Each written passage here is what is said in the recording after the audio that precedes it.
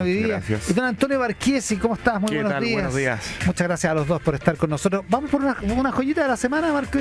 Sí. Antonio Barquiesi, ¿quieres comentar esto o Sí, tu joyita? Mira, antes de cambiar de joyita, yo creo que lo del Senado ayer es un poco anécdota. Yo no le daría tanta relevancia de partida porque el Senado tenía pocas atribuciones para poder hacer algo respecto a la solución del conflicto.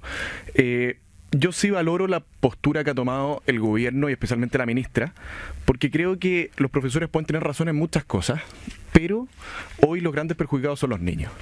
Y yo creo que en lo que no tienen razón los profesores, o el colegio de profesores más bien, es en la instrumentalización política del conflicto. Yo por eso valoro los gestos que ha dado tanto el ministerio como la presidencia.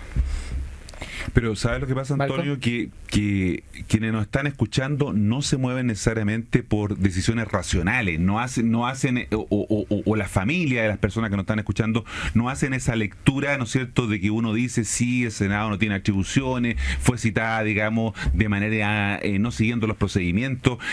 Lo que hay aquí son emociones y de alguna manera también las emociones movilizan, digamos, lo que genera esa foto, les insisto yo, digamos, cuando uno la ve en las redes sociales, genera muchas personas rechazo, molestia, y eso se traspasa finalmente también al gobierno. Por eso que la gente evalúa mal a sus autoridades, porque también hay una cuestión con la emoción que le provoca, ¿no? Y en el contexto en que estamos hoy día, en donde las familias no están siendo tan opositoras a la posición del colegio de profesores. Curiosamente, eso me ha llamado la atención. Pero es que yo creo que justamente por eso hay un cambio de postura respecto, o al menos una clarificación de la postura respecto al gobierno. Yo creo que el gobierno está haciendo lo correcto porque está apuntando al responsable. El problema hasta hace algunos días atrás es que el gobierno había mantenido una situación de statu quo respecto del conflicto ministerio-colegio de profesores, pero la claridad de estos días a mí me parece fundamental respecto de apuntar al responsable. Yo creo que el gobierno está apostando por decir, aquí el colegio de profesores está instrumentalizando un conflicto y bueno, vamos a ver si resulta o no resulta en cuanto a la percepción social de este asunto, pero yo creo que es una apuesta correcta. Ahora, el alcance del ítem comunicacional que mencionas tú, creo que todavía no ha sido explotado por el gobierno totalmente, creo, porque las disputas internas que hay en el movimiento, sobre todo entre Gajardo, el vicepresidente, y Mario Aguilar, se ha puesto encima de la mesa, pero no con la profundidad suficiente. Todavía no está claro cuál es el lío político que tiene adentro. Mario Aguilar dice que él no va a ir a la reelección porque no puede, o sea que es mentira que esté en una batalla electoral. Jaime Gajardo va a ser eterno candidato. Yo creo que Maduro se va a ir de Venezuela antes que Jaime Gajardo se vaya del colegio de profesores. Es increíble. O sea. Es bien probable. Sí. Entonces, eso todavía no está muy claro. Es bien hacia la pelea entre ellos. Ayer Aguilar acá lo agarró, lo subió y lo bajó. Claro, porque además lo acusa lo acusa que cuando era presidente del colegio de profesores él actuaba por motivos políticos y negociaba con el gobierno a partir de ser un militante del Partido Comunista más que un militante del colegio de profesores. Entonces, pero esa pelea todavía no se ha agudizado. Entonces, al final, esta cuestión, como se ve, es una cuestión, ¿quién va a ganar esta batalla comunicacional de imponer? Claro. ¿Quién debilita a quién? ¿Quién debilita a quién? A ver, si queda claro que esta cuestión es una cuestión política, también se trató de meter el bono, que era una cuestión de bonos, cuando los profesores habían dicho que no era un problema de la plata. Entonces, sí. El bono, la instrumentalización política y los culpables de dejar a los alumnos en la casa. El daño a la educación pública. Claro, y por el otro lado, la intransigencia de la ministra, incluso la indolencia de haber ido al eclipse y no asistir a la comisión del Senado. Entonces, es una cuestión de figuras comunicacionales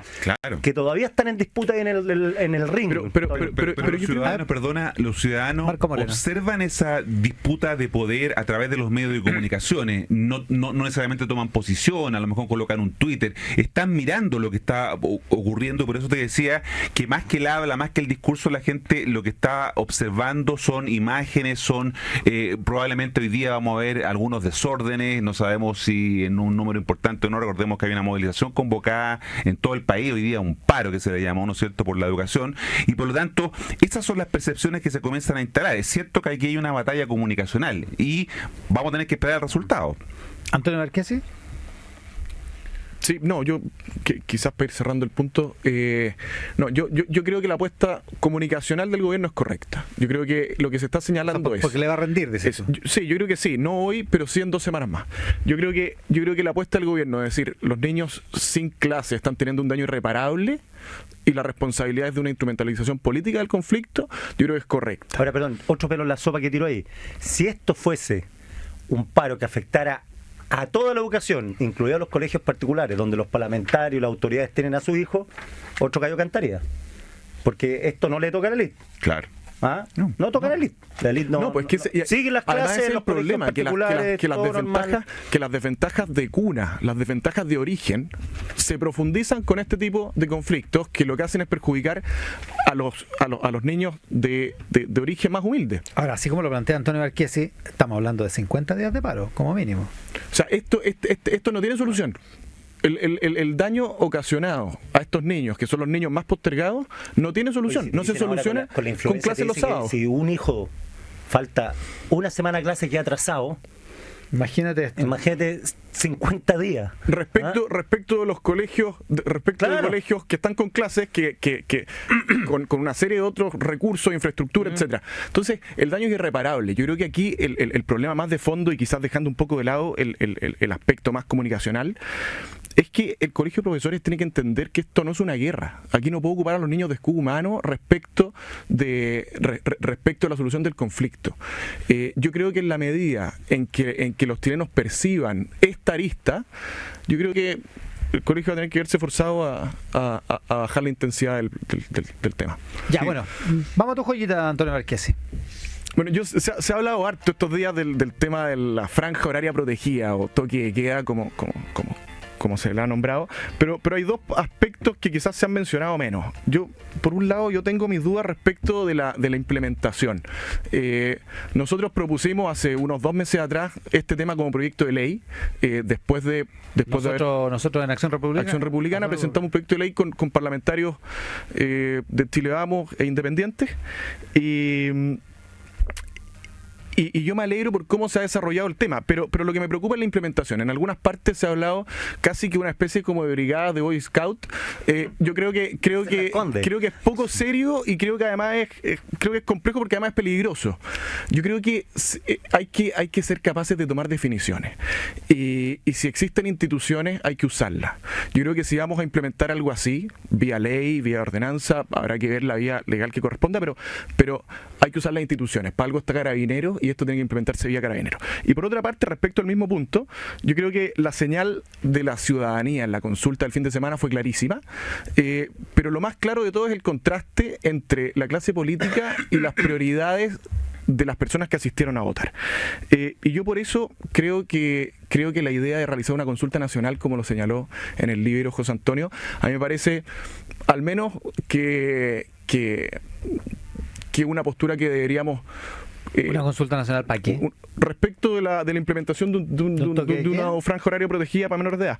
Yo creo que lo planteamos en el libro, y yo creo que es una señal potente el fin de semana de la ciudadanía hacia el gobierno, así que yo espero al menos que se pondere esta idea en el gobierno.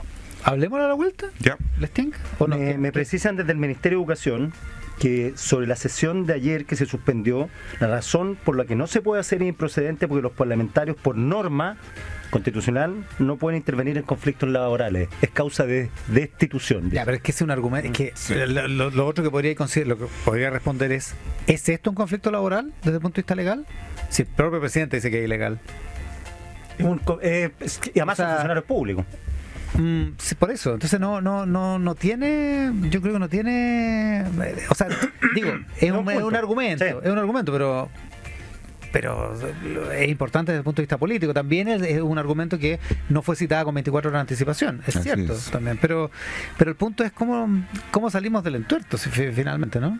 Pero hay una precisión del Ministerio de Educación que insiste en la no pertinencia de la sesión de ayer en la Comisión de Educación del Senado. Son las 9 de la mañana en punto, hacemos mesa central conversando con Antonio Barquiesi y Marco Moreno.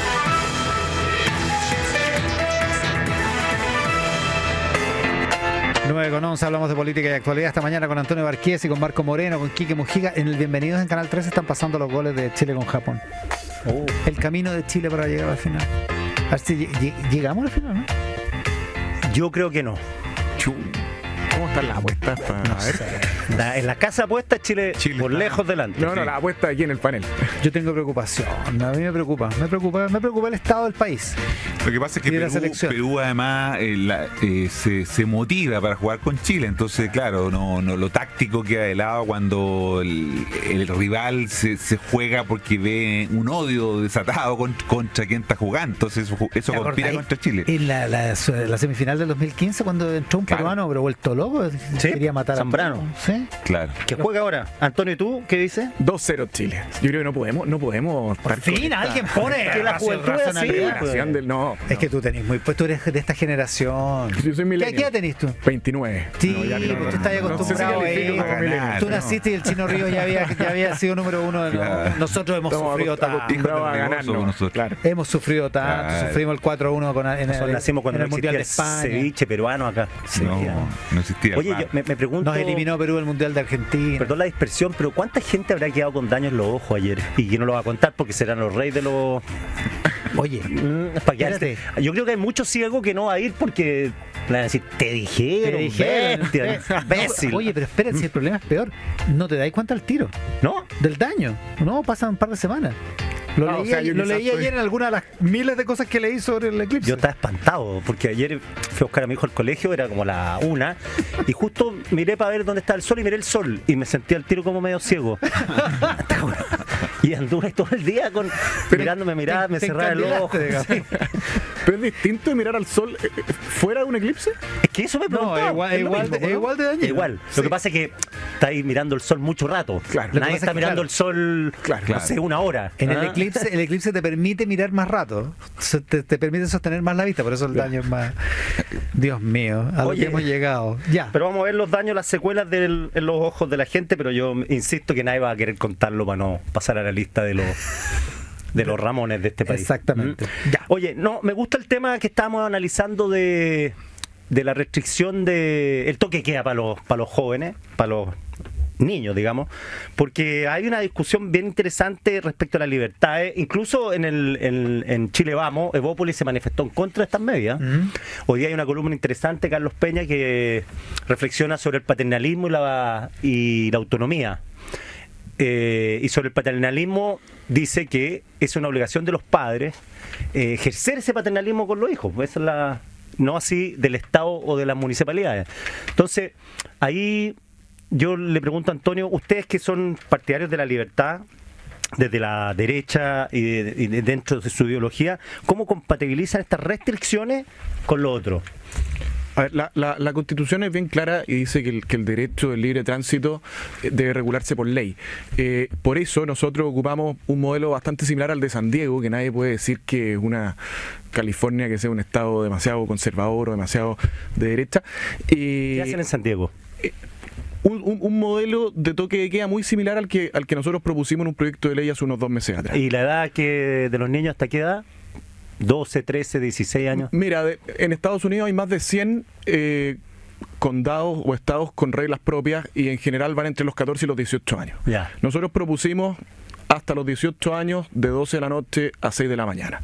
Pero Andar tampoco solo. una prohibición absoluta, exactamente, una prohibición de circular solo por la calle. O sea, pueden andar con el papá, pueden andar con cualquier adulto responsable. El punto es que creemos que hoy la calle es un foco de peligros enorme para los menores de edad. De acceso a drogas, a alcohol, a una serie de peligros, y creemos que la regulación de la circulación por la calle de noche es una cuestión legítima que tenemos que plantearnos como sociedad. Marco.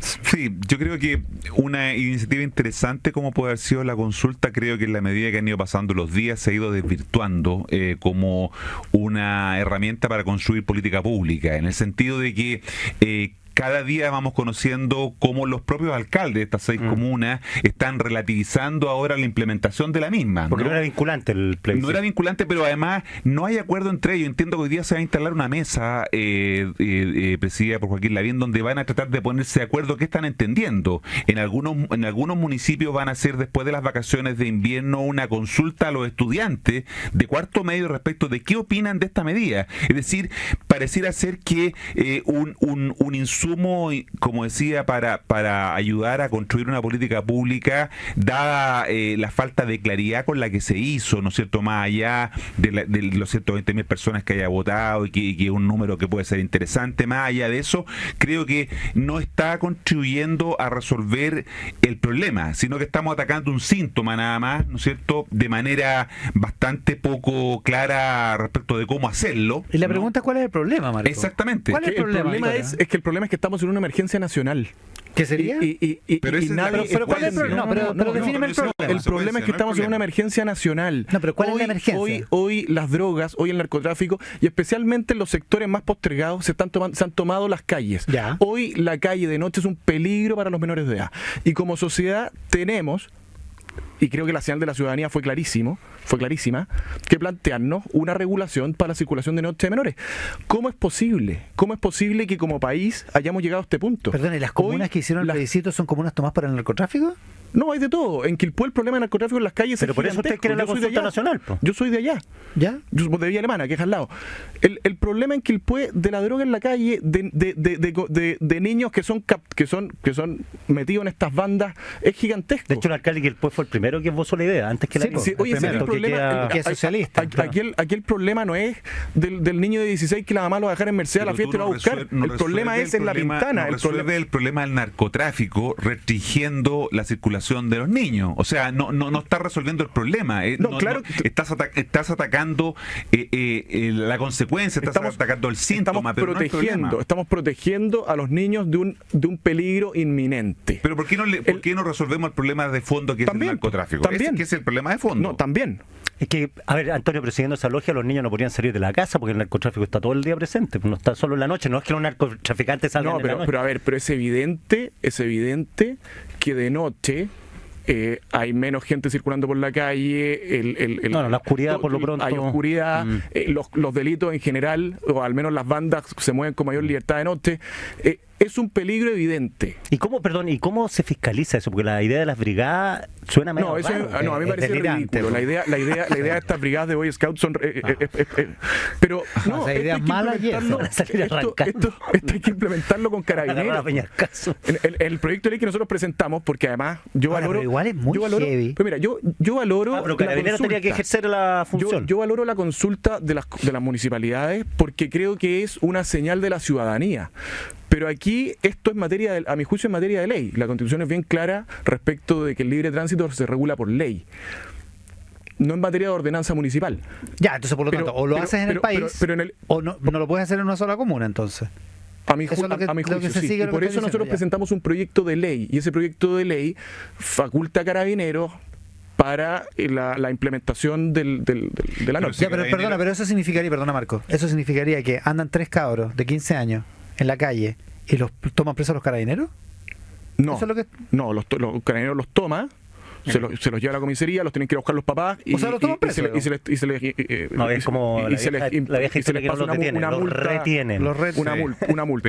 Pero no hay ninguna posibilidad hoy día con la dotación de carabineros, con los problemas que tienen que atender, con los problemas de eficacia que tienen las policías, de poder hacerse cargo también de esto. O sea, estamos planteando algo que hoy día no es materialmente posible. No, imagínate la tasa de victimización que tenemos hoy día o la percepción de la delincuencia, y si tú le agregas una función más a los carabineros, ¿cuántos vas a aumentar todavía más con eso? ¿Cuántos carabineros tenemos cumpliendo funciones que podrían ser resueltas por personal civil? Bueno, ahora sacaron una cantidad de carabineros bien grande de la Moneda. ¿Supiste que sí? Y los mandaron a la Pintana.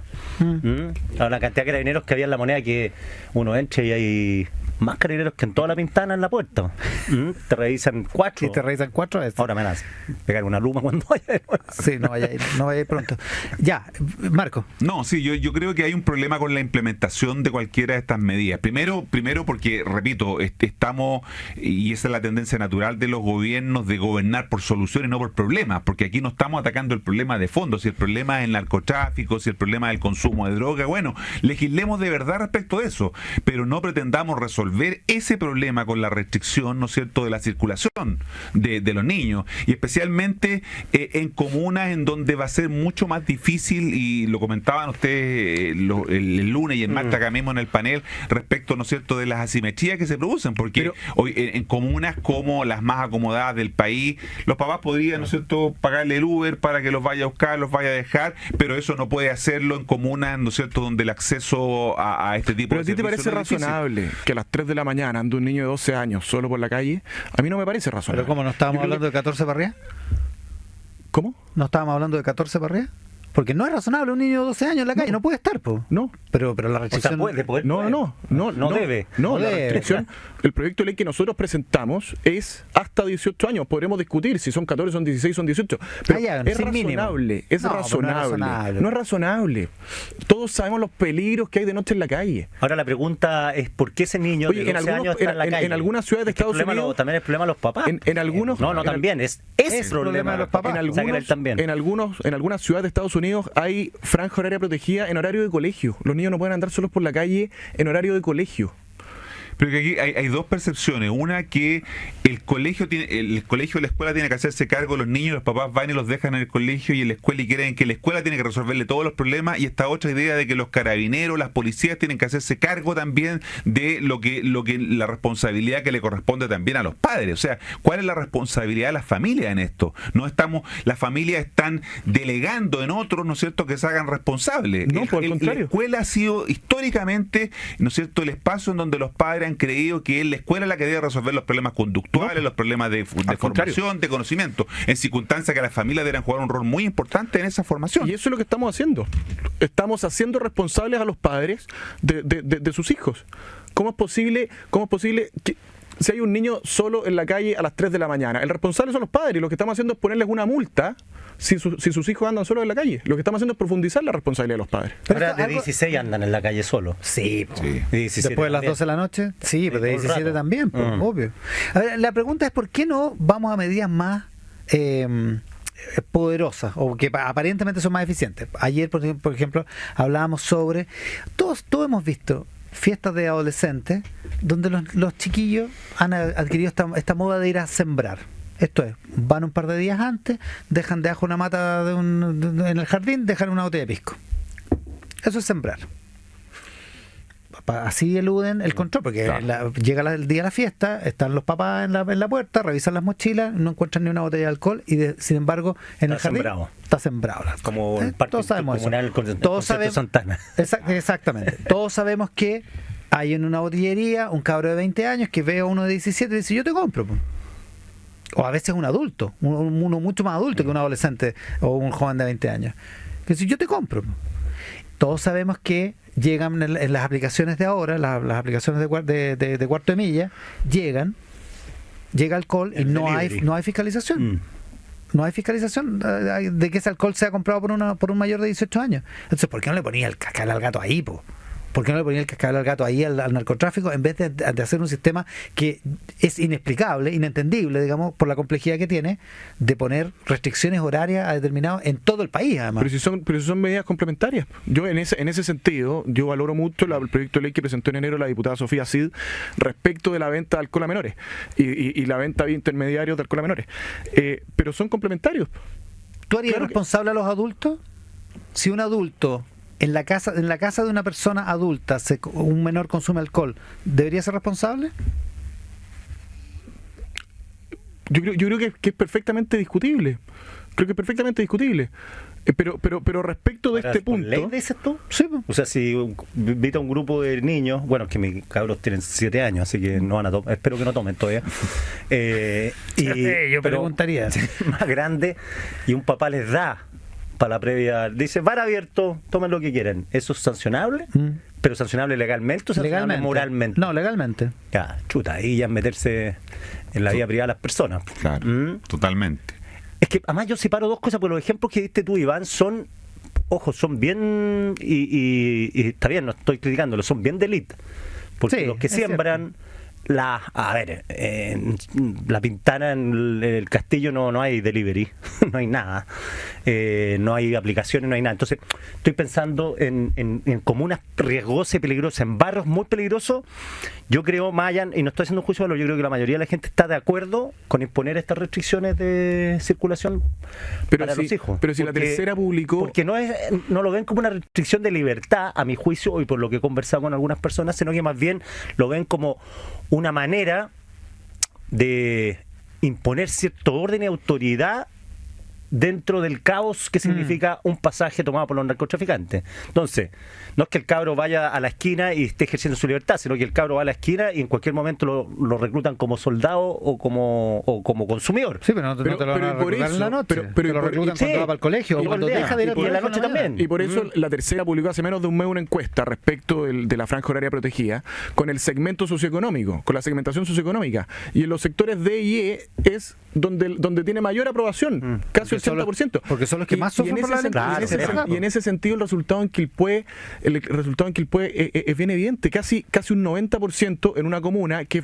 creo yo bastante representativa del promedio nacional. Y como decía Iván, que está gobernada por un alcalde socialista. Sí, gobernada por un alcalde socialista que se reunió con José Antonio el año pasado para tratar el tema de la franja horaria protegida. Marco Moreno. Claro, y hay que analizarlo también en el contexto de las próximas elecciones municipales, donde los alcaldes también están colocando sus fichas respecto de la reelección, y por lo tanto este es un buen gancho, porque obviamente son temas que conectan con ciertas emociones ciudadanas, ¿no es cierto? La gente que quiere protección, la gente que quiere justamente que le resuelvan este tipo de problemas. Por lo tanto, también hay que ver que esto está teñido, está mezclado con el tema electoral, ¿no? Pero la gran pregunta es ¿qué capacidad hay para implementar, insisto, esto? Creo que si se ha ido diluyendo eso. Fuimos capaces de implementar una reforma constitucional durante 2 años con no sé qué cantidad de gente atendiendo el punto, los cabildos, los cabildos, y con no sé qué cantidad de millones de pesos. Diálogo constituyente es más respetuoso. Diálogo constituyente. Proceso. ¿Y en qué quedó? No pasó nada. ¿Cómo no vamos a ser capaces de implementar una norma que va a ejecutar los mismos carabineros de las rondas que hoy día ya existen? Si yo no veo cuál es el problema de la implementación. El problema es esas soluciones a medias de algunos alcaldes para implementarlos con brigadas de niños o de papás o de no sé qué. Primero tenéis que sacar las ordenanzas respectivas o someterlas a los consejos municipales, a la votación del consejo, las respectivas ordenanzas. Yo creo que esto tenemos que solucionarlo para el país completo. Y por eso yo creo que es muy relevante, dada esta consulta en 7 comunas, es muy relevante que se realice una consulta nacional. Oye, y saltamos del debate del control de identidad a esto. Bueno, y esto es recontra parecido al control de identidad. Oye, José Antonio Castro nos suelta. Dice, ¿cuándo fue la última vez que alguno de los panelistas fue a La Pintana? A ver. Yo fui hace poco. Es verdad. Pero no puedo andar faltando que voy, porque no hago yo fui con el Quique. No hago turismo social tampoco. ¿Marco? No, a La Pintana no, pero a otras comunas sí, frecuentemente. No, es que yo creo que Ibarquese contesta. No, yo recorro permanentemente el país con José Antonio. No, pero el punto, o sea, no fue pero el punto tampoco. Pero el punto es que este problema es principalmente problema en La Pintana y en comunas como La Pintana. Sí, pues no es un problema de la ley. Este no es el problema del niño de 15 que lo van a dejar en auto, la fiesta que lo van a buscar. Lo malo que esta consulta... ¿Y qué hace Joaquín Lavín haciendo un plebiscito entonces, po? Claro. Sí, igual que la marihuana. La marihuana... Aprovechate el pase que te di. En Vitacura la marihuana por consumo recreacional gana, porque es hipster fumarse su pitito, pero... No, sí es verdad, tiene un sesgo de ingreso y de género y de clase. Claro. El tema. Ya, Marco Moreno, una recomendación. Sí, mira, leí un libro que es bien interesante, recientemente publicado en España, que se llama ¿Cómo somos? Un retrato robot del régimen español medio, Ignacio Urquizú. Es bien interesante que en Chile no se ha hecho este tipo de estudio de analizar quién es el ciudadano medio, el tipo que se levanta a las 6 de la mañana, que trabaja toda la semana, que llega justo al fin de mes, ¿no es cierto? O sea, sin plata. Ese es el ciudadano que va a decidir las próximas elecciones. Nosotros en Chile todavía no tenemos un perfil. Ojo, sí, si es que votan. Si es que votan. Si es que votan. Pero de los respecto, pero es un elemento. Porque tú lo que me estás definiendo, estoy viendo el 50% que no vota así reflejado en la entidad. Pero sabemos poco de ellos, ¿no? Lo interesante de este libro que recomiendo, que se llama ¿Cómo somos? Un retrato robot del español medio, podría perfectamente aplicarse en el caso de Chile, en el sentido de tratar de indagar respecto de las características y de las maneras de ser y de actuar de este electorado medio, de alguna manera, que siempre lo hemos creído como el gran articulador de los procesos de cambio y a su vez el gran contenedor, ¿no es cierto?, de las transformaciones más radicales. Está bueno, ¿cómo somos? ¿Cómo somos? Así se llama. Ya, Antonio Marquesi, una recomendación. Da Vinci Experience. Del 5 de julio hasta el 30 de agosto es un espectáculo multimedial. Que es como eso que te metías en una exposición. Con todo tipo de tecnologías y herramientas virtuales y análogas. Va a estar en la sala Pablo Neruda de Metro Estación Quinta Normal y en el Museo Artequín. Al parecer se viene muy bueno. Ya estuvo en Lima, ahora Santiago, está recorriendo el mundo. Y son esas exposiciones, como exposición, así que tú vas caminando y te va rodeando la tecnología. Exacto. Qué buena. Como una cosa de Van Gogh que hubo hace unos años. Sí. Que era bien chora, ¿te acuerdas? Sí. Así que parece que va a estar muy Perdona, bueno desde este viernes 5 de julio. Vacaciones de invierno más para los niños. The Da Vinci Experience. Da Vinci Experience, claro. Está buena, me gustó. Antonio Marquesi, Marco Moreno, Quique Mujica, muchas gracias por el programa de hoy. Que les vaya muy bien. Buenos días. Chao, que estén bien. Chao, que estén muy bien. Conversaciones que